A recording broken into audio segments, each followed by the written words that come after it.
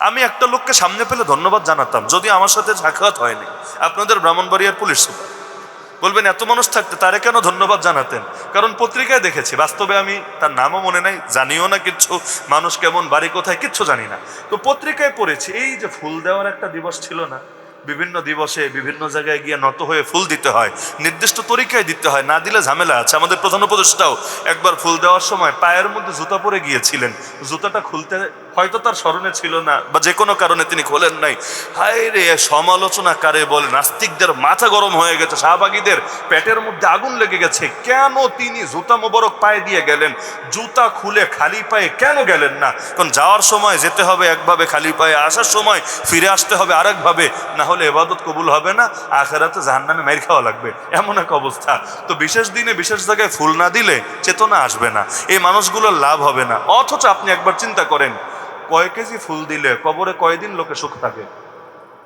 যদি এমন হয় হুজুর 1 কেজি দিলে আলহামদুলিল্লাহ একদিন মারপিট বন্ধ থাকে, 40 কেজি দিলে মোটামুটি 2 মাস কবরে সুখেই থাকে।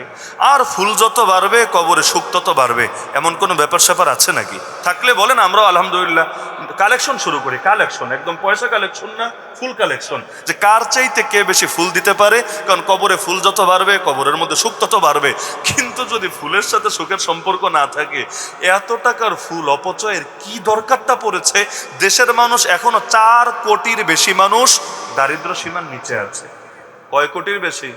তাহলে একদিনে যদি কয়েক কোটি টাকার ফুল কেনা হয়, ফুল সারা দেশে কম কেনা হয়, কয়েক কোটি টাকার ফুল যদি কেনা হয়, যেগুলো সকালে গিয়ে দেয়া হবে, সন্ধ্যাবেলায় ঝাড়ু দিয়ে চেতনার ফুলকে ঝাড়ু দিয়ে নিয়ে বস্তাবন্দি করে ফেলে দেওয়া হবে, লাভটা কি হলো? অথচ এগুলো দিয়ে যদি গরিব দুঃখীরা দিতে মনে নাও চাই, অন্তত শহীদদের ফ্যামিলিগুলোকে দাও।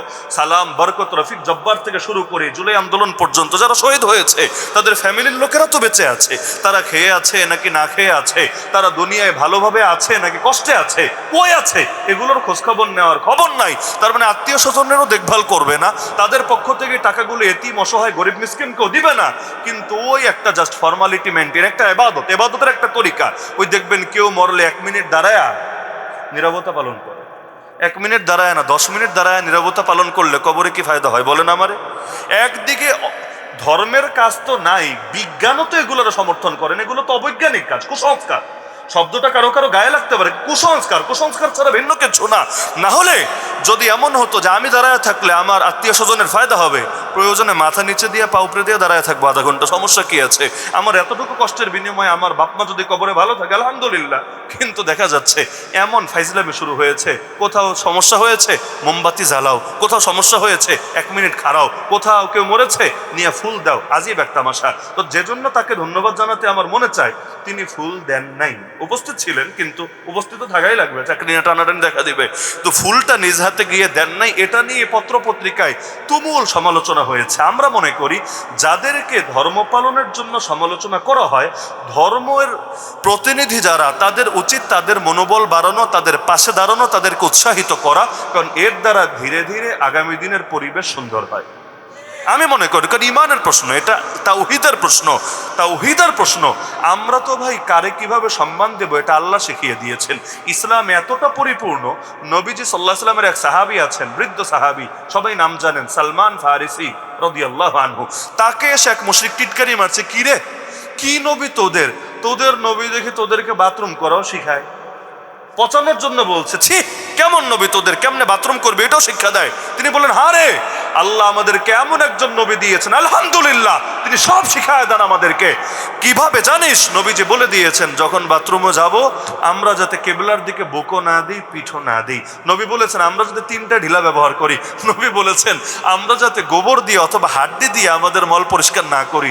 ও কিন্তু এ সবক শিখতে চায় নাই, ও টিটকারি মারতে চেয়েছে। তো সালমান রাদিয়াল্লাহু আনহু বিশাল ওয়াজ করে দিয়েছেন, শোন বাথরুম করা সুন্নাত তরিকা কি কি, 1 নম্বরে এটা, 2 নম্বরে এটা, 3 নম্বরে এটা, ইসলামের পরিপূর্ণতা হিসাবে। তো ইসলাম যেহেতু পরিপূর্ণ, সুতরাং প্রতিটা ক্ষেত্রে ইসলামকে আমরা অনুসরণ করব। এতে কারো ভাল লাগলেও কিচ্ছু আসা যায় না, মন্দ লাগলেও কিচ্ছু আসা যায় না। যারা আল্লাহরই পছন্দ করে না, তারা আমাদেরও পছন্দ না করলে আমাদের কোনো পরোয়া থাকতে পারে না। যারা রাসূলকেই মানতে পারে না, ওরা আমাদের মানলেও আমাদের কিচ্ছু আসে যায় না, না মানলেও কিচ্ছু আসে যায় না। যেমন আমরা যে শিক্ষিত, মানে কওমি মাদ্রাসায় যারা পড়েছি, আমরা যে শিক্ষিত, এই স্বীকৃতিটা পেতেই তো কতকাল লেগেছিল। এমনকি আমাদের মতো যারা আগেই পড়ালেখা শেষ করেছে তারা তো এখনো পর্যন্ত স্বীকৃতির আওতার বাইরে আছে।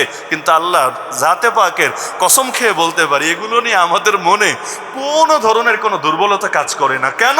কারণ আল্লাহর স্বীকৃতি যখন আছে, রাসূলুল্লাহর স্বীকৃতি যখন আছে, দুনিয়ার 2 পয়সার মানুষের স্বীকৃতি পেলেও আমাদের কিচ্ছু আসে যায় না, না পেলেও কিচ্ছু আসে যায় না। মন আমরা ছোট করতে রাজি না। আমাদেরকে ছাত্র জামান উস্তাদরা বলতেন, সিনার মধ্যে যখন কোরআনকে ধারণ করছো, নিজেকে কখনো কোনো দুনিয়াদারের চাইতে ছোট ভাববা না। যদি ভাবো, তুমি কোরআনকে হেয় করলা, নবীর হাদিসকে হেয় করলা। কারণ যার দিলে সবচাইতে দামি জিনিস আছে, সে নিজেকে একজন সেরেফ দুনিয়াদারের চাইতে কখনোই নত ভাবতে পারে না। এটা অহংকার না, এটা আত্মমর্যাদাবোধ। আত্মমর্যাদাবোধ এটা ইমানের দাবি। তাহলে যেই কথাগুলো আমি বললাম, মূল বার্তাটা তো ক্লিয়ার, যে আমরা হক গ্রহণের ব্যাপারে সর্বদা উদার থাকবো, মনে থাকবে তো ইনশাআল্লাহ। প্রতিটা ক্ষেত্রে ইসলামকে সামনে রেখে সব করব। এই যে ব্রাহ্মণবাড়িয়া মানুষ তো অনেক সাহসী, তাই না? আলহামদুলিল্লাহ, পুরো বাংলাদেশ জানে এটা, পুরো বাংলাদেশ। এটা নিয়ে কোনো ইখতিলাফ নাই, কোনো মাযহাবের ইখতিলাফও নাই, মাসলাকের ইখতিলাফও নাই। সবাই জানে ব্রাহ্মণবাড়িয়ার মানুষ অনেক সাহসী। চিন্তার বিষয় কি জানেন? এই সাহসটাই যদি খালি দ্বীনের পক্ষে কাজে লাগানো যায়, আমি মনে করি এক ব্রাহ্মণবাড়িয়ার মানুষ দিয়ে বাংলাদেশে বিশাল বিপ্লব হওয়া সম্ভব। কিন্তু এটা দ্বীনের পক্ষে না লেগে ওই দুনিয়ার সামান্য সামান্য স্বার্থের পক্ষে লাগা যায়। এজন্য ইসলামকে সামনে রেখে সব কাজ করবেন, ইসলামকে মাইনাস করে কোনো কিছু করবেন না।